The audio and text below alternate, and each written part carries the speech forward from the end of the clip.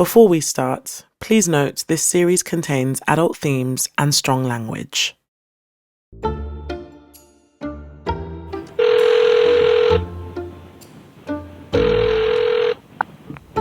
So my name is Hannah and I'm a journalist. And I guess I wanted to ask an obvious question in regards to what I'm working on.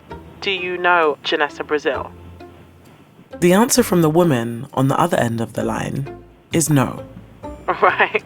Okay. I mean, the reason why we ask is that I'm actually working on a podcast about catfishing. That's me calling a neighbor of Janessa Brazil's in a city in Florida. My producer found Janessa's address on an old voter registration roll. I've made a lot of calls like this. Cold calls that went nowhere.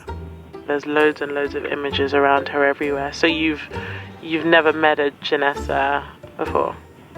We traced old addresses, phone numbers.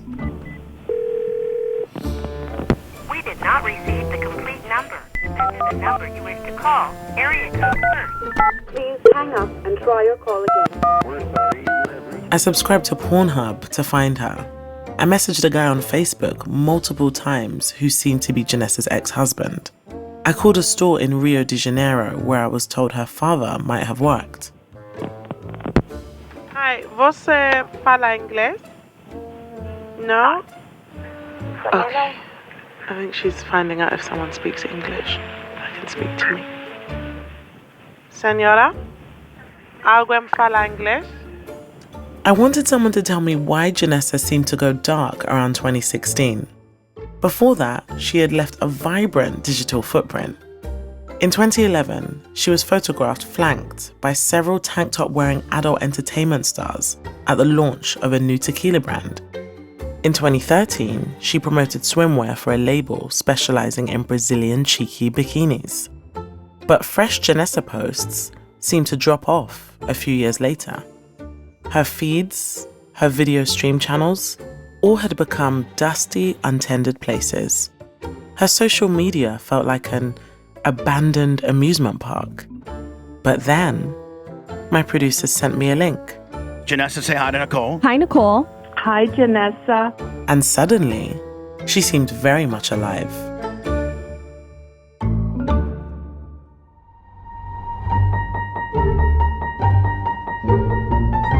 From CBC Podcasts and the BBC World Service, my name is Hannah Ajala, and this is Love, Janessa. The story of my wild quest to find the woman whose face and body is the bait used in catfishing schemes around the world.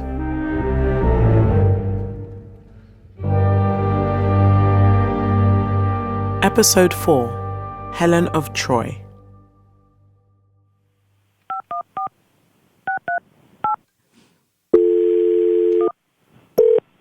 Hello? Is this Nicole? Yes, it is. This is a clip from an episode of a radio show from 2019. Hi, this is Bubba. We're live. Oh, wow. You emailed me and told me to call you. The host is of the shock jock variety. He calls himself Bubba the Love Sponge. Bubba used to host a show produced by Howard Stern, the popular American radio and TV personality. Bubba's style feels very Stern-esque, loud, cheerfully abrasive, filled with sex talk. He films all of his broadcasts. At one point in today's episode, the camera zooms in on a baby goat that's walking around, getting laughs for rubbing on people's legs. So it's not your average recording studio. Bubba is a big guy with a big microphone, wearing a fraternity t-shirt and headphones. And some days, he has a sidekick. And I have the person, Janessa is part of my show. She's a co-host. Janessa, say hi to Nicole. Hi, Nicole. Hi, Janessa. Now, Nicole, that's the real Janessa. And I think, I know she is. And it does look like Janessa Brazil. She sits in front of a microphone wearing a white jean jacket, elegantly made up. Her brows are thin and arched high. a questioning look. Yeah, Nicole. Now, where do you live, Nicole? Like, just what? I'm in Montreal. You're in Montreal. Okay. And you know we're a radio show that's based out of Tampa, Florida. Of course, I know you, Bubba. Nicole got in touch because after 25 years, her marriage is on the rocks. Her husband has become obsessed with a woman he met online. I don't know how he found this person, but it was all of Janessa's photos, and this person was posing. Her name was Natasha Bellove, a nurse, and he fell for it, of course, because of all the, the beautiful, sexy photos of Janessa. You sound like a pretty hot commodity. Yeah. Why would your husband be going over some internet bitch for you? That he's never met. So he stumbled upon some chick that's portraying herself as Janessa, using Janessa's photos. Or it's probably a dude, too. I think it's a guy. Yeah. Now, is he asking for money? For over a year, Nicole's husband has been sending this woman money. Oh, how much? I think he sent her close to $5,000. Oh my gosh! And it's probably a lot more than that. Yeah. That's probably what you. So. That's probably what you know. Yeah, because she was claiming to be sick, and and helping her grandmother in Africa. So I sat down. I said, "Listen," I'm going to do everything I can to track down, because I knew your name was Janessa, to track her down, to prove to you that the person you're speaking with is not even probably, like you said, a woman. No, it's probably a man. Yeah, it's probably usually is a man. Some guy from Ghana or something like that. Part of their co-hosting shtick is that Janessa and Bubba are platonic roommates. They post their roomy shenanigans online. You can see videos of Janessa working out. Sometimes she mows the lawn in front of their house in a bikini. Bubba makes raunchy but affectionate jokes. They laugh a lot. They genuinely seem like friends. And on this episode, Bubba jokes that Janessa should get in league with the scammers and spread the wealth. This is last Hey, I'm going to start doing this for real. I'm going to make Janessa make phone calls from 6 until 7 at the house every day to pay for half the rent and be like, hey, listen, honey, you got to work the phones when we get home. Can you imagine if I got all the money that these people send out to these fake Janessas? I'd be a millionaire. This moment kind of blew my mind. It meant that Janessa was aware that her image was being used by scammers all around the world. That she knows they're getting rich off of this entity, this floating digital being called Janessa Brazil. But the flesh and blood Janessa? According to her, she's not getting rich at all. And there doesn't seem to be anything she can do to stop it. So at this point, you probably have the same question I do. Why doesn't anyone do anything about this? Calling a radio show to vent about your husband being scammed doesn't feel like the pursuit of justice. It's a common thread in many of these stories. Very few people who have been scammed try to get their money back. The ones who do are rarely successful. So I want to know, what legal recourse is there for someone who believes they've been targeted and defrauded?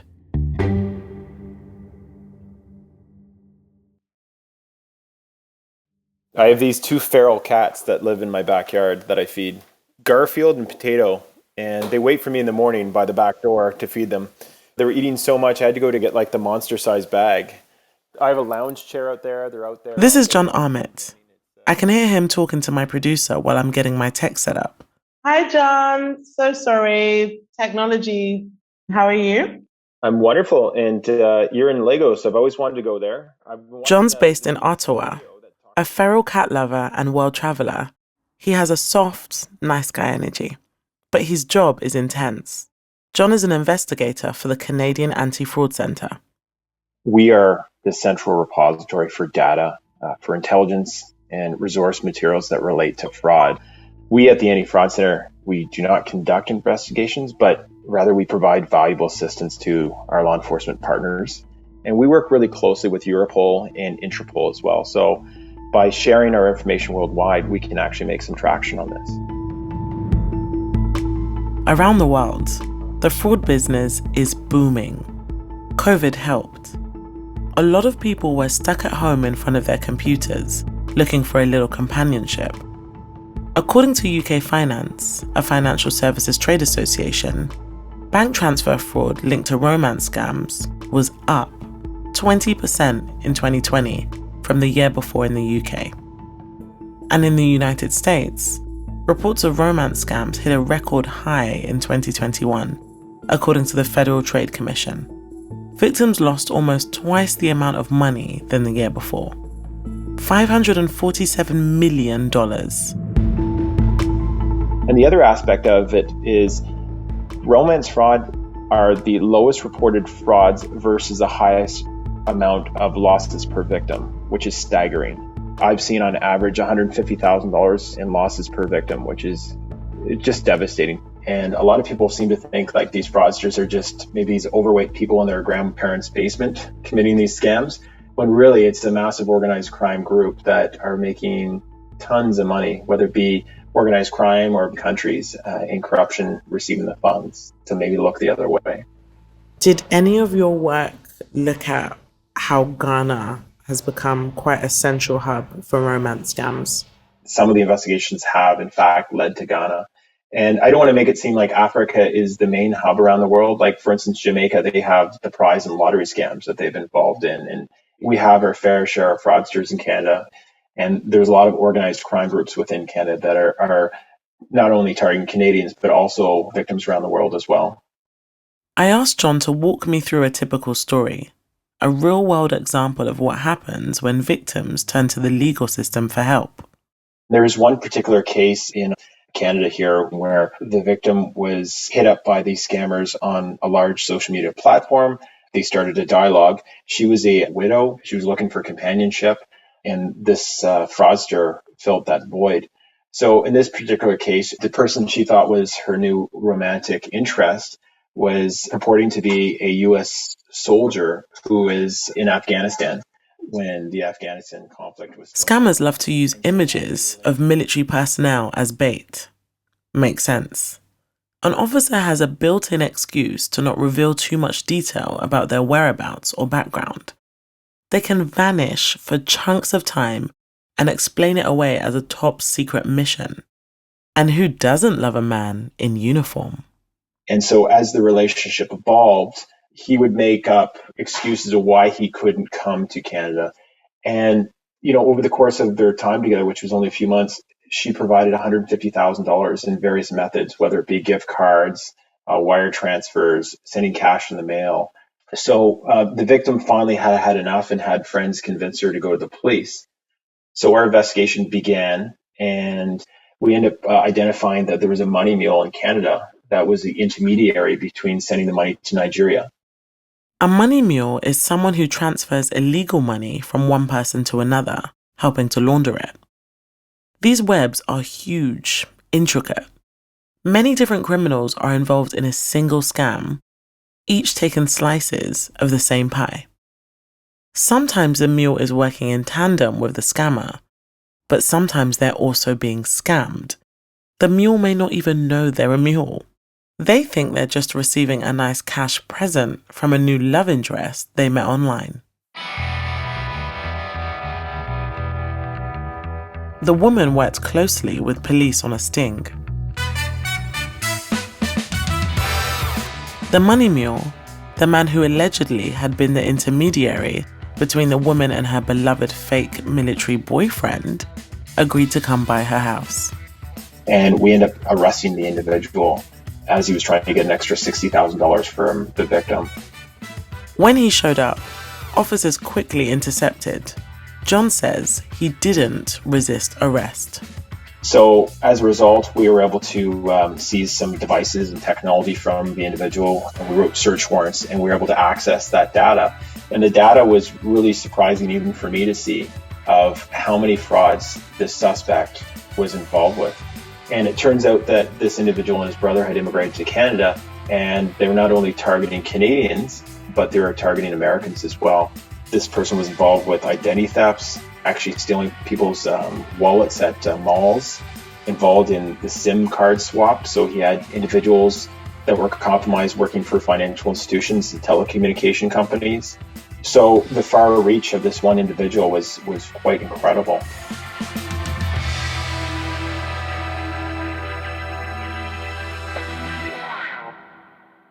But even with all that evidence, the matter is still before the courts. It's been 3 years since charges were laid. The other challenge is the court process. We know a lot of our prosecutors don't have a lot of experience in cyber fraud and fraud investigations.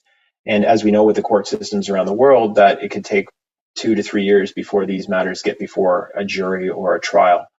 Every once in a while, a case does get legal traction. The U.S. Federal Bureau of Investigation says it has busted a Ghana-based criminal enterprise with the arrest of 6 of its ringleaders in the U.S. on charges of laundering more than $50 million. This clip is from a Ghanaian TV station called Joy News. According to the FBI, the scams include romance scams, targeting the elderly, business email compromise scams, and even fraudulent COVID-19 relief loans. The FBI's William... Those 6 men are part of a group the FBI labeled the Enterprise. Criminals whose elaborate schemes zigzagged across the US and Africa in the 2010s. They snagged victims using dating sites and text messaging, laundering money through dozens of American bank accounts. After years of investigation, a woman named Deborah Mensah was extradited to the US from Ghana in 2020 and convicted as one of the Enterprise's co-conspirators. She was ordered to pay over $1.5 million in restitution. We've not been able to confirm whether the money has been collected or distributed to the victims yet. We do know that Mensah was sentenced to nearly 6 years in a New York prison where she sits today. An outcome like this is extremely rare. That Canadian woman who thought she was in love with a military man? The thousands of dollars she allegedly lost were likely laundered far from Canada as soon as the money left her account. Even if her case goes before a judge one day, she'll likely never see a penny. Like we tell people, the criminal court system is not set up to try and get your money back, right? Like if there's assets that we can seize and that kind of stuff, that's one thing. But if they've gotten rid of all the money and these accused have no money, you can't get blood from the stone sort of thing.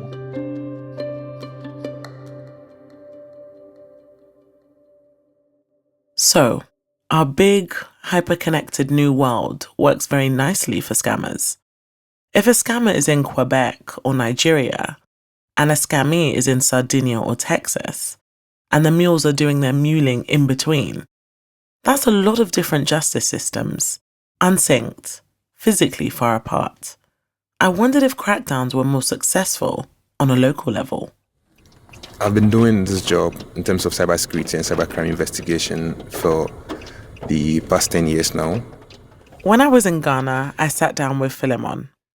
Heads up that we were speaking in a car during a rainstorm, so it's a little noisy. Philemon's part of a private digital forensics agency that works with local law enforcement. His job is different than it was a decade ago. So at the time, you realize that cybercrime wasn't really something that people even care about within the country. Okay, it wasn't the kind of crime that you find, let's say, law enforcement chasing people to arrest and prosecute them, because it was quite new. And it could seem like criminals had a social cachet in Ghanaian society that shielded them from prosecution. When somebody is a cyber criminal and they are enjoying the proceeds from this crime, they tend to donate to society, they are kind of respected. So the laws wasn't really punitive. It wasn't really enforced. So people just do things without being punished. I wondered if part of the reason Sakawa boys had this slightly elevated status in some people's eyes had to do with Ghana's history. I'd heard there are scammers who justify their illegal actions because of colonialism. When I was in Accra, I met up with another Sakawa boy named Romanus. There's an argument that romance scams are a form of reparations for slavery. People see it as a way of taking back what was stolen from them. 100% true. Yeah, because back in the days, we were not there, but we had the whites came for our gold, more of our properties, took it to their side and then built something for themselves. So, yeah, I can see it's kind of a payback. A kind of payback.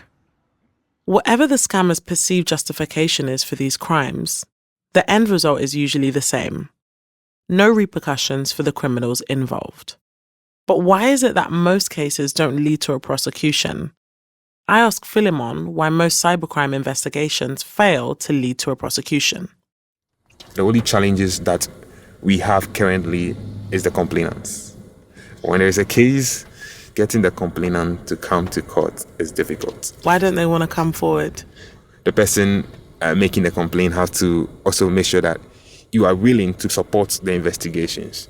Okay, you are willing to also testify. But if you are not, it's difficult. And most of the time, the victims are outside the country. So getting a plane ticket, coming here, they don't see it as worth it, so they don't come. So international justice usually plays out pretty badly for victims and pretty nicely for scammers. But there's a third party in the romance scam chain, the bait. So I wanted to know if Janessa Brazil had ever sued anyone for using her name and image. Simon, the journalist from episode 1, believed he'd uncovered Janessa's true identity and that her real name was Vanessa. When Simon thought he'd tracked down Vanessa, he tried to warn her about how her pictures were being used.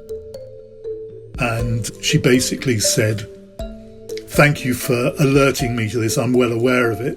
This scam has been so enormous that I'm absolutely unable to work at the moment, and it's made my life a misery. I've been subject to court proceedings in Florida. I even had one man who claimed that he'd given me $2 million that I'd embezzled from him. And I was taken to court. My assets have been frozen. I'm not allowed to post anything in public online.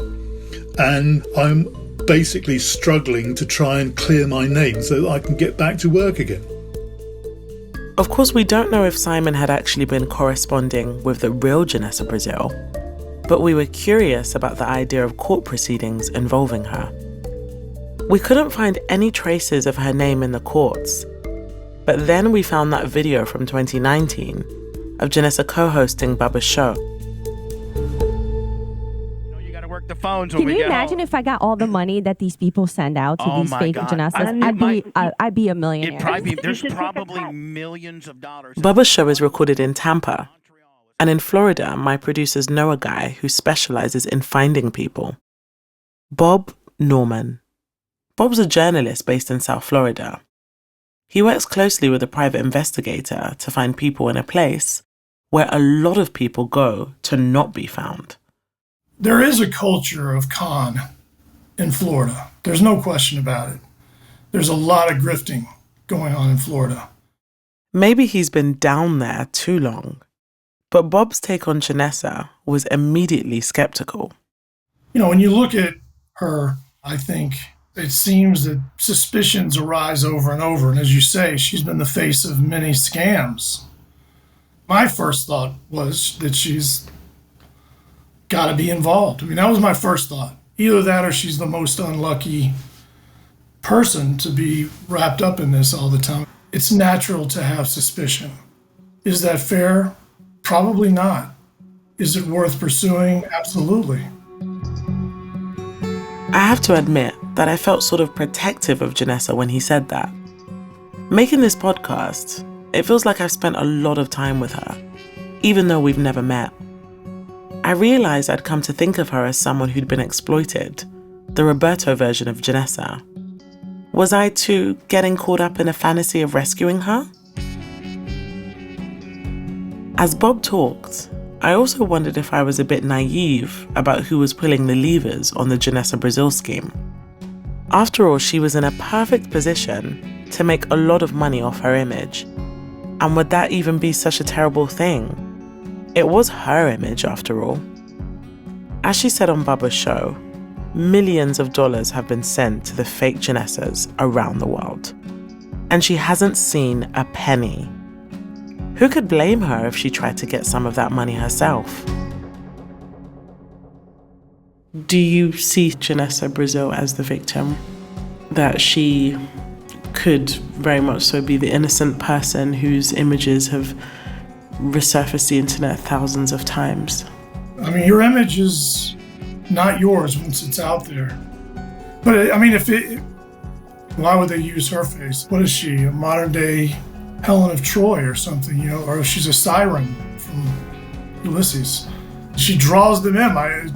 Is that what it is? Has she just got a face that somehow is more effective than other faces? I don't know. Perplexing is the word that comes to mind. It's perplexing. The best way to get to the bottom of this would be to speak to her myself. But first, I'd need to find her.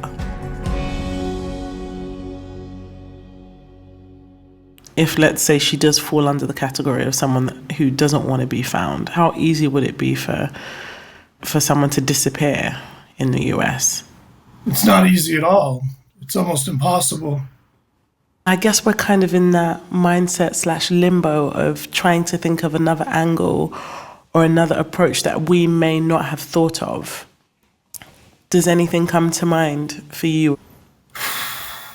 Well, I mean, there's obvious, I think, ideas that come to mind. One is, and I think you all are following that, trying to find other people that are close to her and trying to find another way into her graces or confidence in some way. We know one person who's close to her. Janessa is part of my show. She's a co-host. Janessa, say hi to Nicole. Hi, Nicole. Bubba, the radio host from Tampa, Florida.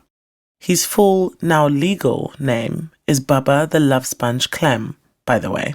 BUBBATHELOVESPONGE. Then you have to put the little registered trademark, the R, the circle R, because it's a federally registered trademark name. And then the last name is Clem. So I set my hunt for Janessa aside to see if I can get Bubba to talk to me. I tried Twitter, I tried Twitch, I tried his agent. I also tried reaching him at a racetrack he owns in Ocala, Florida. Please check BubbaRacewayPark.com for times and pricing. Thanks so much, and we hope to see you here at the racetrack. At the tone, please record your message. Hi, my name is Hannah Ajala. I am a BBC journalist hoping to speak to Todd, aka Bubba the Love Sponge. I can be reachable via email. And then one day, Bubba's name pops up in my inbox. Yes, I'm available for your podcast. Tell me what I need to do.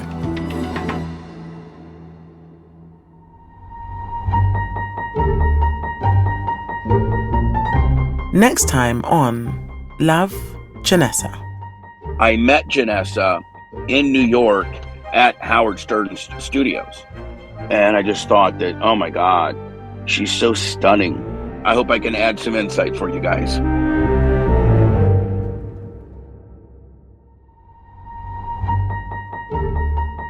Love, Janessa is produced by Antica Productions and Telltale Industries for the BBC World Service and CBC Podcasts. I'm Hannah Ajala. Our producers are Katrina Onstad and Laura Reguer. Associate producers are Haley Choi and Simona Rata. Sound design and audio mix by Philip Wilson with help from Cameron McIver. Executive producers are Stuart Cox and Jago Lee. At CBC Podcasts, Emily Cannell is coordinating producer. Chris Oak is executive producer. And Arif Noorani is the director. At the BBC World Service, Anne Dixie is senior podcast producer. And John Manel is the podcast commissioning editor. Thanks for listening.